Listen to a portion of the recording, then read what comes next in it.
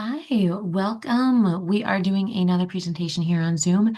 It is for plants in winter. So let's just get started.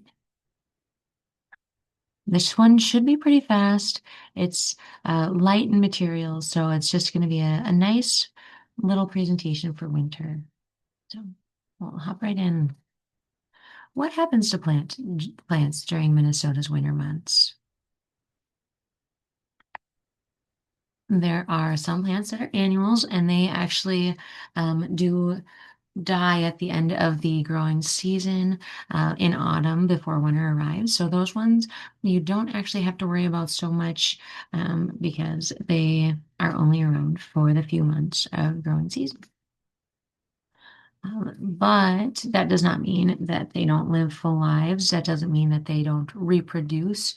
They can definitely be pollinated and they can create seeds, and those seeds can drop. So that might actually be a little bit confusing because they are still going to have the detritus from their frames being up in the garden setting where they have been planted.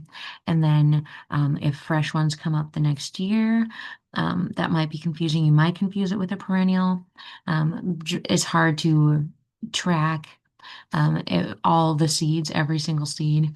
Obviously, conservationists and other naturalists might collect the seeds, but it might be difficult to collect all of them, or oftentimes just in like a casual garden, you're not going to collect the seeds. You're not going to go to that hassle. So who's to say that the seeds from an annual don't embed themselves in the soil and then come up as annuals again for the next season? It might be difficult. Um, it might not be.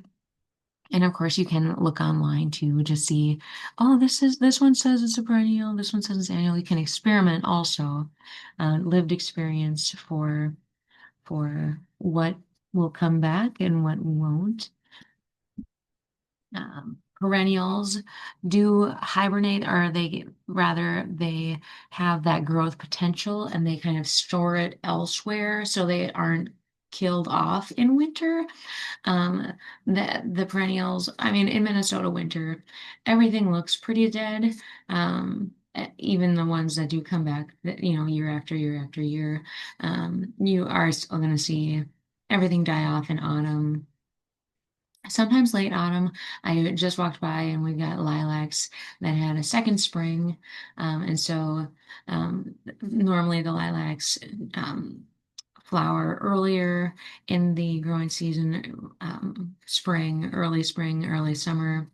Um, so, um, so they do not normally come out again before snow, but I just saw some in October that were fresh blossoms. So, but we've had a pretty mild autumn, and the last few years we've also had a pretty mild winter. So, um, otherwise, these plants can keep their growth potential in bulbs or roots underground where they are insulated during the winter months. And that is how they can come back. A lot of hardy plants, like trees, do, of course, stick around during those winter months. And um, they do not die. Some plants might get brittle, and that's a sign that the plant might be dead, or maybe some of the branches might be dead. If you can snap the twigs, snap the branches, but but um, if it is a perennial and if it is a hardy tree, you might get some of that, but a lot of them will not bend or break so easy. Of course, the chemistry too of cold does lend itself to more brittle um, um, matter sometimes. So some things are more prone to breaking in winter. Snow, though, while cold, um, is actually an indicator that it might not be so cold if it is snowing. There is such thing as it being too cold to snow. But otherwise, it is also an insulator.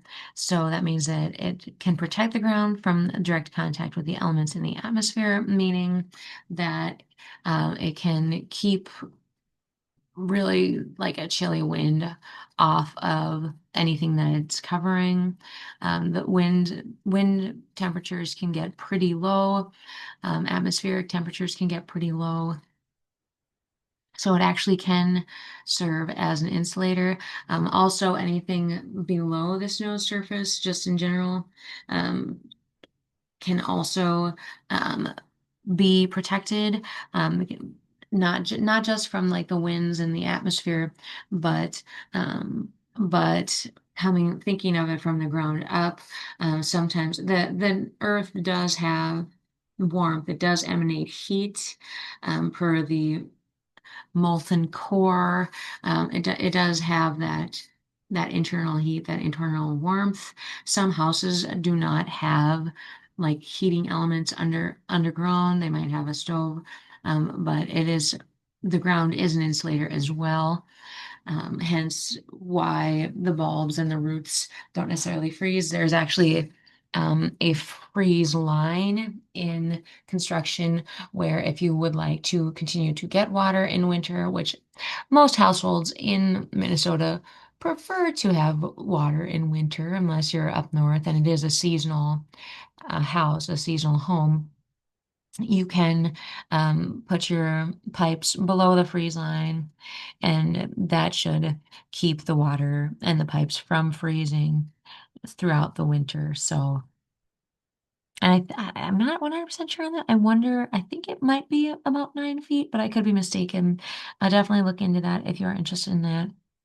That's where we're at. There is, of course, there are areas of permafrost that the ground is perpetually frozen.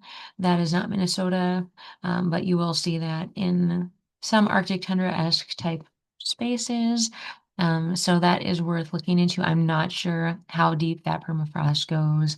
Of course, with global warming as a phenomenon, they have been talking about how permafrost has been melting and the potential for more greenhouse gas emissions or just gas emissions in general being a factor in how the ecosystems are playing out.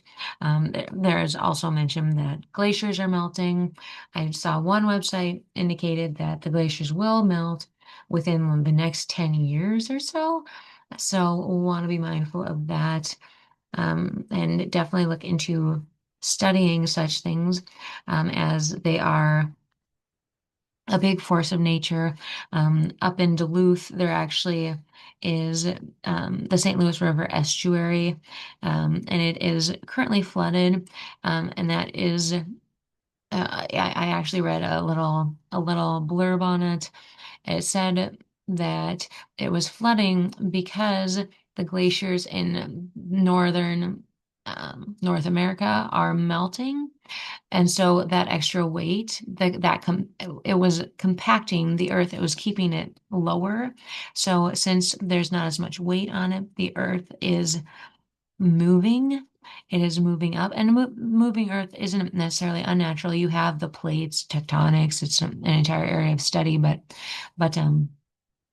you have the earth moving, it's raising. And so a lot of that's what this one reference material indicated. So the areas are lifting and the water table is lifting as well, which means it all wants to run downhill. And so that is why, because of all the melt, and the raising earth, we're getting more flooding in that area than there was. So anyway, that was kind of a tangent, but this we're talking about snow as an insulator. So anyway, the earth does heat. Um, uh, Another reference material indicated that the earth can melt the layer of snow directly in contact with it, and then until you do get a solid freeze, and then you have the frost line. But it can actually melt that first layer of snow, create a little bit of an ice layer that might lift up from the ground, so you get a easy tunneling for rodents and other wildlife underneath the snow because you've got that warmer layer because of the earth being there. And so we got insulating materials from the top and also an entire ecosystem below. Trees do have natural insulative properties. They have their strategies, of course, um, where they drop leaves in the fall to preserve growth potential, and they pull that energy inward to protect themselves from the cold. Sap also helps protect the trees during the winter months. That is one of the reasons that it exists. And so that keeps the tree from freezing over during the winter. And then, of course, you do get the syrup because that sap, what I read indicated that the sap freezes instead um, of the important elements of the tree. And then I'm reading I think I just did a Google AI search and it said that it's actually the sugars in the cells, the sap. It's a little, we're not 100% sure, it sounds like. There are different theories as to what happens with the sap, where it goes, where it comes from, if it's in the cells, if it's between the inner bark and the outer, or not between the inner bark and the outer bark, but um, just below the inner bark, or if it's in all of the cells. If you cut a tree down with a chainsaw, it can start to weep, which might indicate that the sap is actually in all the cells, or that might just be the water content going through the the wood of the tree. So that's definitely worth thinking about, worth looking at, worth checking out.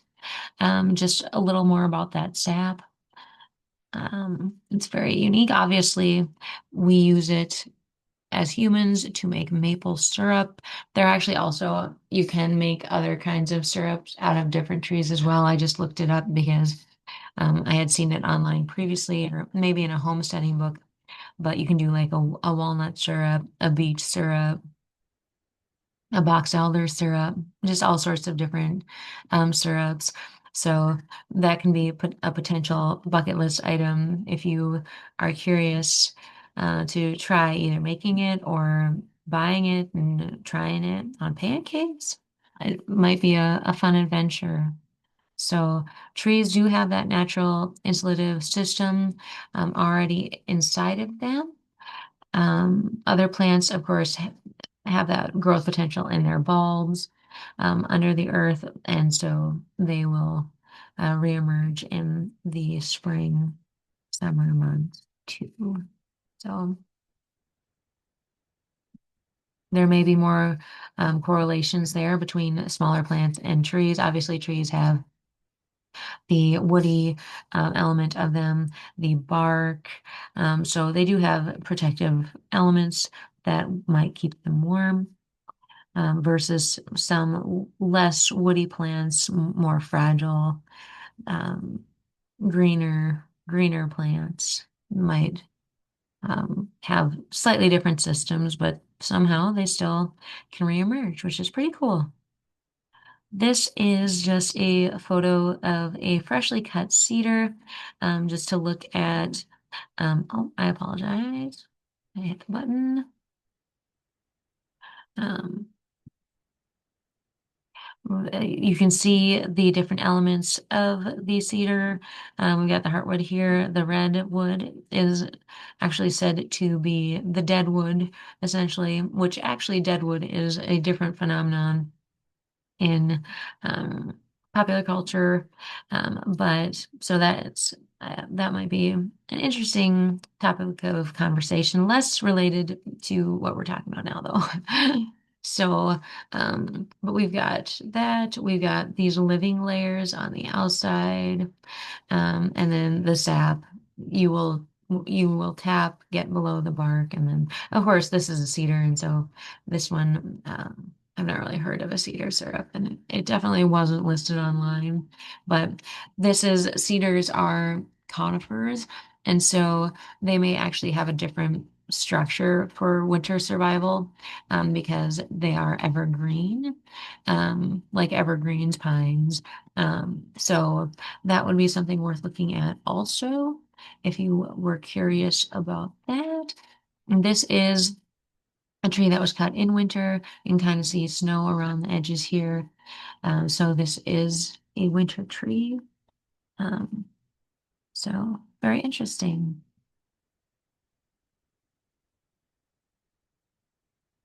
That was a good segue. Some plants like conifers, such as evergreens, can survive the winter months with minimal changes to their exterior appearance.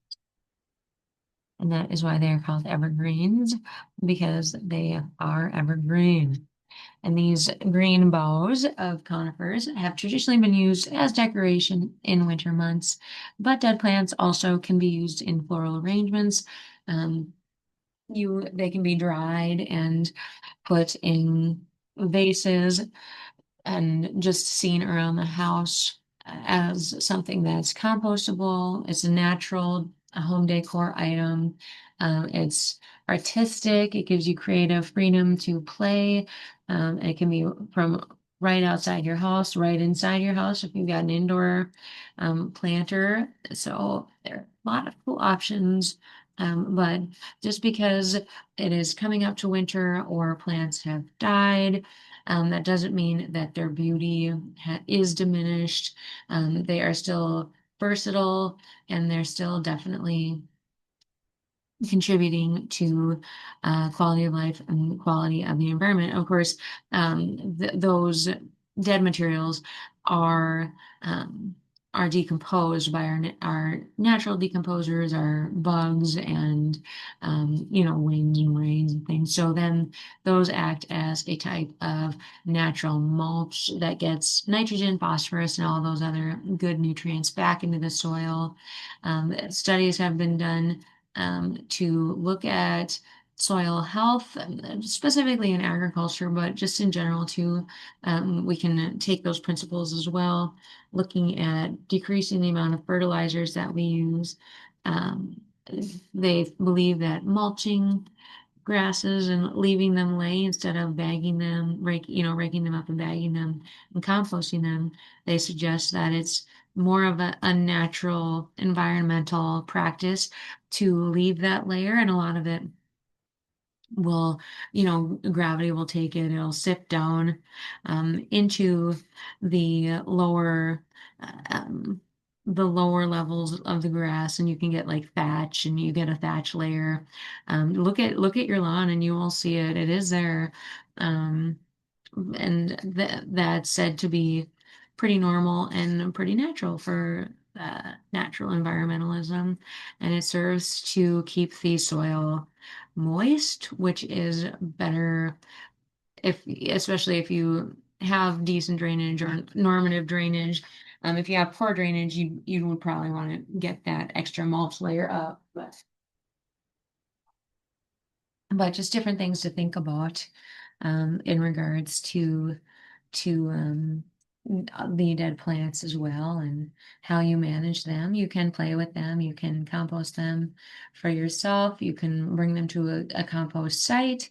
There are options there, but you can also, they are still beautiful, and so you can also play with them a little bit.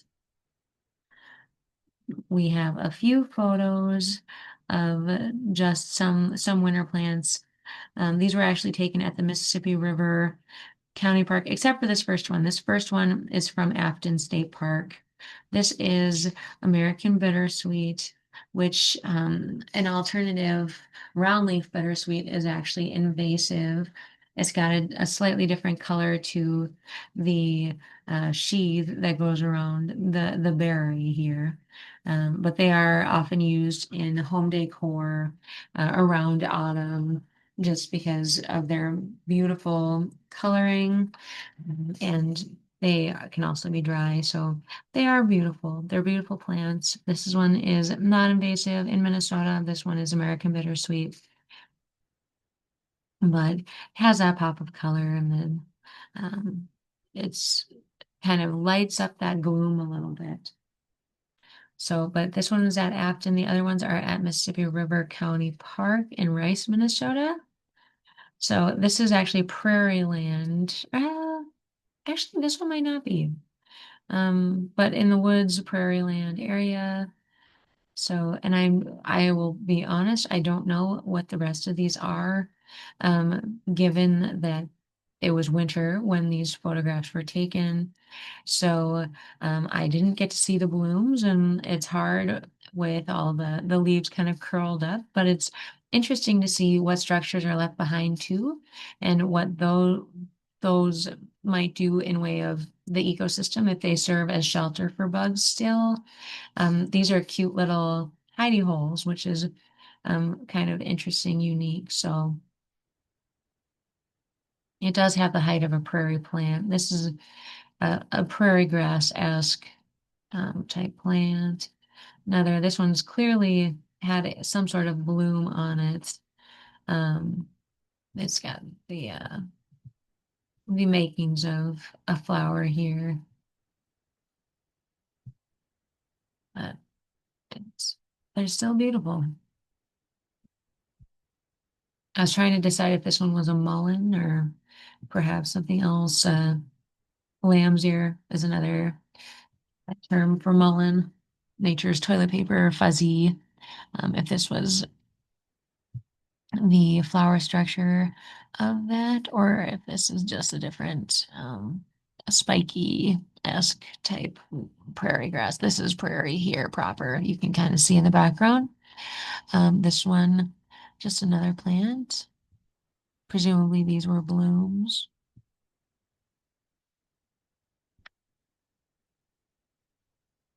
And we've got more prairie plants. They're just beautiful.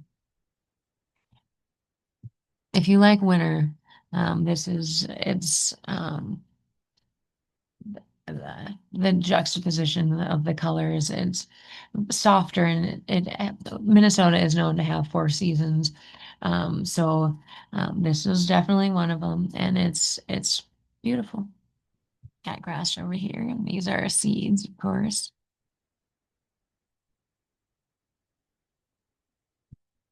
A nice cedar, a couple nice cedars there,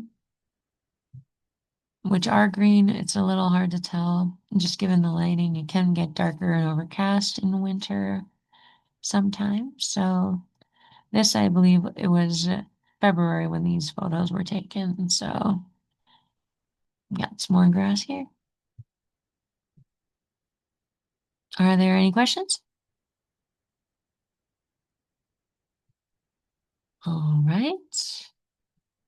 Just a little blurb on where the photos were taken, and we are done. Thank you very much for joining us on this presentation, and we will see you next time.